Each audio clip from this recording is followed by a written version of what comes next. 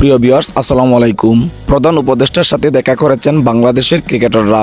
আর সেখানে প্রধান উপদেষ্টার সাথে বাংলাদেশের ক্রিকেটারদের কি আলোচনা হয়েছে তাই জানুন সম্পূর্ণ ভিডিও জুড়ে।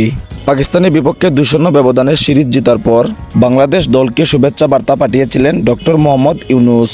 তিনি বলেছিলেন বাংলাদেশ দল দেশে আসার পর তাদের সাথে শুভেচ্ছা বিনিময় করবেন। আর এই কথা রাখার জন্যই বৃহস্পতিবার বাংলাদেশ ক্রিকেট দল ডক্টর মোহাম্মদ ইউনূসের সাথে দেখা করেন এবং সেখানে তিনি এবং বাংলাদেশের ক্রিকেটাররা মত বিনিময় করেন এবং বিভিন্ন বিষয়ে আলোচনা করেন।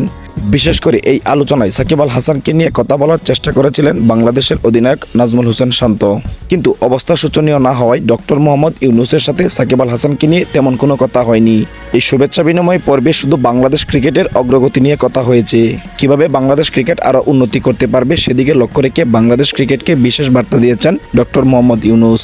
আর এদিকে আপনারা সাকিব আল হাসানকে নিয়ে ডক্টর ইউনূসের কথা বলার যে গুঞ্জনটি শুনছেন সেগুলো আসলেই সঠিক না। কারণ ডক্টর ইউনূস সাকিব আল হাসানকে নিয়ে তেমন কোনো কিছুই বলেননি, শুধু বাংলাদেশের ক্রিকেটারদের নিয়ে কথা বলেছেন এই শুভেচ্ছা বার্তায়। যদি সাকিব আল হাসানকে নিয়ে কোনো আপডেট পাওয়া যায় তাহলে অবশ্যই আপনাদেরকে জানানো হবে।